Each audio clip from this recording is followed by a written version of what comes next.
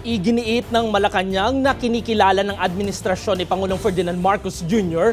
ang pamumuno ni Senator Sherwin Gatchalian sa Senado sa gitna ng patuloy na alitan ng magkabilang block na chamber. Nauwi sa usapin ang issue matapos isulong ni Senate President Alan Peter Cayetano ang joint certification setup sa Senado dahil sa umano'y power gridlock sa dalawang block. Ayon kay Communications Undersecretary Claire Castro, ito ang paninindigan ng ehekutibo habang naghahanda ang gobyerno para sa hiling na supplemental budget mula sa lehislatura. Samantala, nananawagan si Cayetano kay Gatchalian na huwag umanong gamitin ng ehekutibo ang issue sa Senado para sa anyay pamumulitika. Pero giit naman ng Malacanang, ang mga naging kaguluhan sa Senado noong Mayo, kabilang ang gunshots at pagtakas si Senator Ronald Bato de la Rosa ay naganap sa ilalim ng pamumuno ni Cayetano.